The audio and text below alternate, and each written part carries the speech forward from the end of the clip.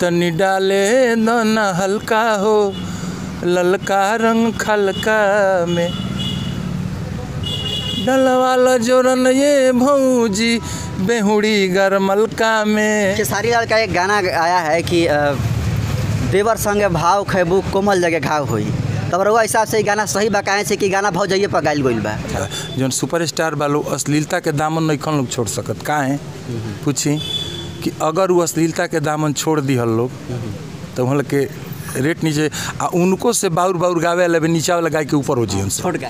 एक और सवाल है कि अभी सब सावन आ रहा है तो तमाम लोग भोले बाबा पर गाना गा रहे हैं जी। और अब क्यों कितना लोग तो मेहरानू का मांग भी कर रहे हैं लोग, ठीक ना, इस पर क्या कहना है आपको?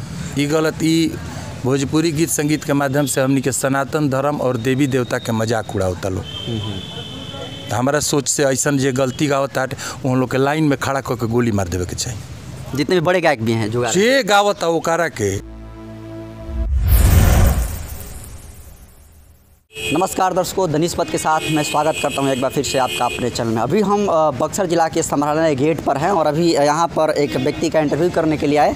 तभी एक भोजपुरी के काफ़ी प्रसिद्ध गायक हैं जिनका नाम अशोक मिश्रा है। बाकी इनको कितने लोग जानते हैं यहाँ पर अभी पता चल जाएगा। आप लोग जानते हैं इनको? बोल दीजिए। हाँ, सारे लोग जानते हैं। क्या नाम है इनका? क्या नाम है जी? अशोक मिश्रा।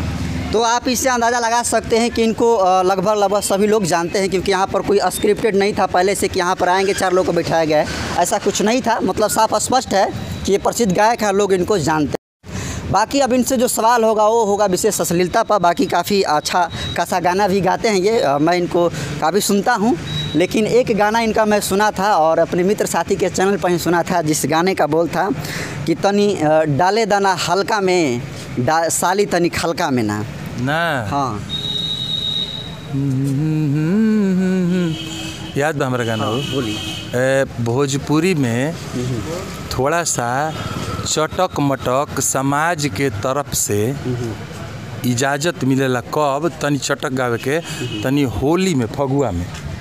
कैसे कि फगुआ हंसी मजाक के गीत होला, तो समाज के तरफ से ई हम नहीं कहत, ये हमार पहले से जे गावेला बजावेला जे लिखला उ सब बुजुर्ग लोग से कि तनी मनी इजाज़त मिलल बा समाज के तरफ से कि तनी मनी चटक मटक गा सकत फगुआ में। ठीक है फगुआ में। तब वो चटकवा तो आदमी अब खो जाता है जी। तर वो जब आदमी चटक खो जाता है वो चटका अभी देवे के कोशिश गौले बनी कि तनी डाले दोना हल्का हो ललका रंग खलका में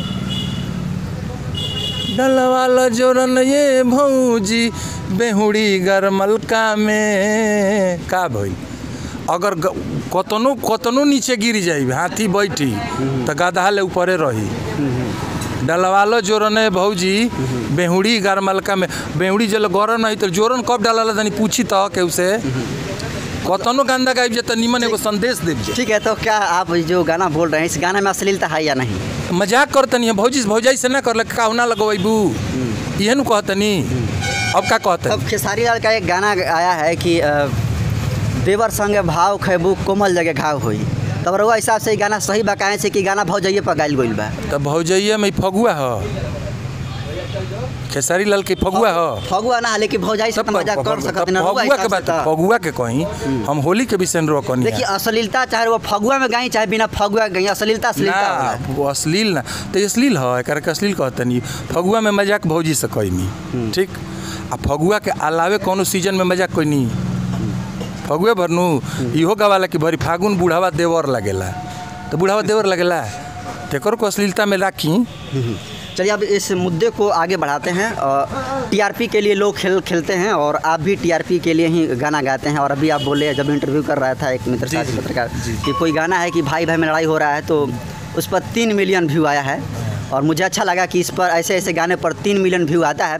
बाकी भोजपुरी में जब खेसारी लाल गाना गाए थे कि बाची तो हर बाची चाची तो हर बाची सपना में आती है, उसके बाद लगभग अश्लीलता तो बंद नहीं हुआ लेकिन उस पर कंट्रोल हुआ। उसके बाद भी कुछ लोग गायक आए और जो कि गाने लगे गाना कि आज भर ढील द ढोड़ी जन छिल द, ऐसा गाना। इस पर क्या आपकी राय है? अब वो सुपरस्टार के विषय में हम कहे ला कुछ बानी, ईमानदारी से बोली रहुआ सुपरस्टार लोग के विषय में हमनी के कहेला कुछ बानी जाए नहीं, बिल्कुल आप भी एक स्टार भी हैं, क्योंकि अभी यहाँ के तमाम लोग हैं जो कि आपको जानते पहचानते हैं, तो बिल्कुल ठीक आप बा। तो स्टार हैं। हमारे के हतना लोग जानता, प्रेम व्यवहार देता, तो हमारा काहे खाती हम जमीन से जुड़ल बनी, सबके साथ रही गलती ना नू। आ हमारा कोनो रेट ऑफ नहीं है, रेट नहीं है कि हम 6 लाख 10 लाख आ जकर रेट रही है तेरे भूइया है तेरे लोग में ना बैठी। बात सही है। इस पर एक सवाल है दर्शकों का। बताओ तनी जो सुपरस्टार बा, भोजपुरी के सुपरस्टार बा, हवाई जहाज आवेला, हवाई जहाज से आवेला, फॉर्चूनर बढ़िया बढ़िया करोड़ वाला गाड़ी में बैठेला आ जाए के डायरेक्ट मंच पर चढ़ेला, गाना गावेला, जितने देरी गौलस फेन उतरल तुरंत फ्लाइट वेट में हमारा जाए के बात बुझे तनी। तो ई भोजपुरी से जरा से पैसा लेता आदमी, वो भोजपुरी के माटी के बरगद के पेड़ तर चौतारा पर लोगन के संगे भेंट करके ई माने समय नहीं खे आ पैसा कहाँ से आता हवाई जहाज पर घूमे के, ईमानदारी से बोली, गलती बोलते नहीं ना सही बात। हवाई जहाज फॉर्चूनर के पैसा कहाँ से आवेला, यही लोगों से न आवेला। आ यही लोगों संगे जुड़ के रुआ संगे रहब तबे न रुआ बारे में सोचब तक आई भी।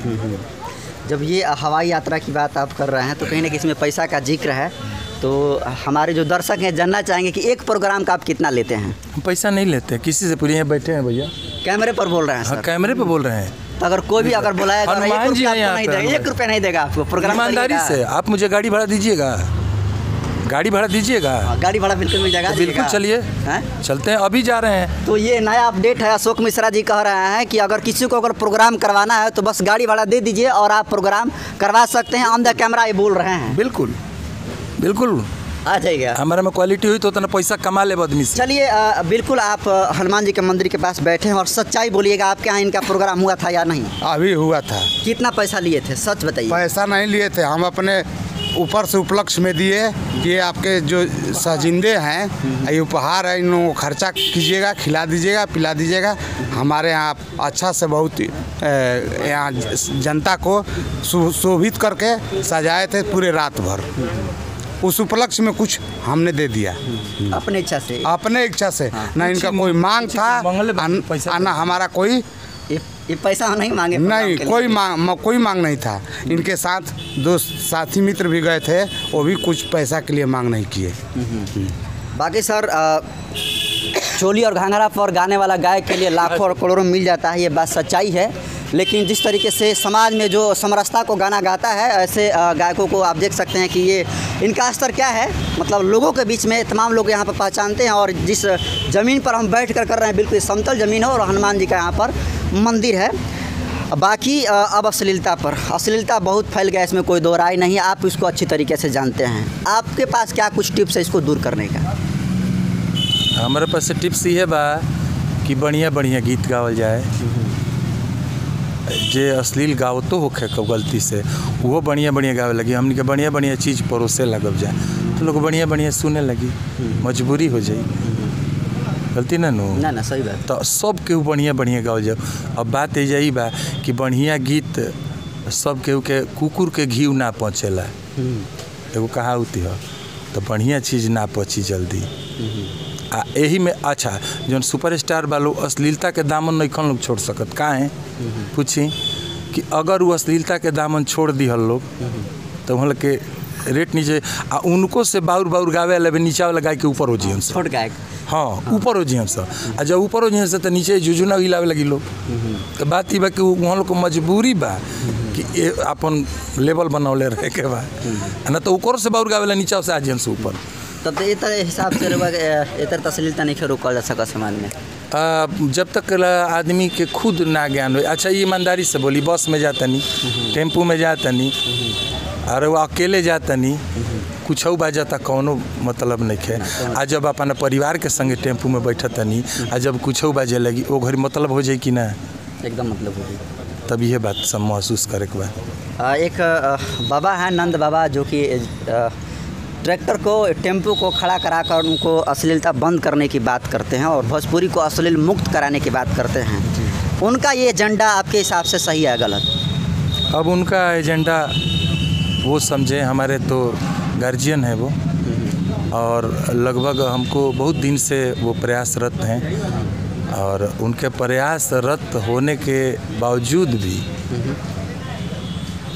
भोजपुरी किस स्थिति में पहुंच चुकी है ये भी आप देख रहे हैं। अब इससे ज़्यादा कुछ नहीं कर सकते।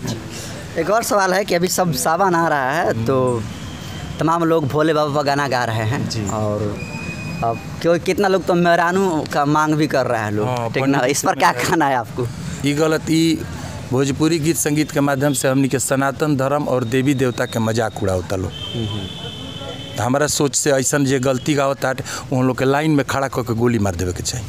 जितने भी बड़े गायक भी हैं जो जे गावता ओकरा के, जे देवता देवी देवता के बारे में गलत गावता है ओकरा के लाइन में खड़ा करा के आ गोली मारा। जिससे कैसे इस्लाम में फतवा जारी कल जाला, वो तरी हमनी के फतवा जारी करके कि और ही कुछ गाओ तो देवी देवता के बारे में गलती मत गाओ। गलती ना नू। एगो गाने बार सुननी है कि भोले बाबा से एगो लड़का निहोरा करते कि 4 साल के नौकरी बाटे एक बाद प्याज छिलब जा। पूछे वाला रही तो ओकर ले पूछित कि अब अहीं का करता रहे। हाँ। 4 बरिस के तो व्यवस्था कैल सरकार नू। एक मिनट, इसको रोकना चाहेंगे आपको। इसका मतलब आप अग्निपथ योजना का समर्थन करते हैं सीधे तौर पर? ना ना ना, हम कुछ समर्थन नहीं करत, विरोध भी ओकरा के विरोध करते, कुछ नहीं करत। हम यहाँ के गायकी के विरोध करते नहीं कि ये मैटर के गावल जरूरी बा। वो शंकर भगवान के सोचा, शंकर भगवान के सोचा जाए के लोग हाथ जोड़ के आ नमामि समीसान निर्वाण रूपम गावल जाला, ताकि भगवान कहल, पंडित जी कहलन कि ये स्तुति गई बहुत तो शंकर भगवान आँख खोल के सुनेलन, कान खोल के सुनेलन कि के बोला होता है ये हमारे के माने बेथी करते। तो ई बात कहे के बा, कर्पूर गौरम करना अवतारम गावे के बटे। अच्छा ठीक। तो शंकर बाबा से इहे कहल जाए कि हमारे लेके हमारे बियाह कहनी के होत विषय है, ये भजन है भाषावन में ढेर चटक गावे के बा। तो गौले बनी सावन में आवे के सुने के मिली, कजरी गावा चटक लगा गौले बनी आवे सुने के मिली रोज सबके कि बगसर पुलिये पोखोली द दुकान पिया बेचबी बीड़ी पान पिया ना का जो चटक गावा। बेरोजगारी के समस्या लेके उठावा कि मौगियों कहती कि तारा से नहीं के हो तो हम ही कुछ 2 पैसा कमा ले।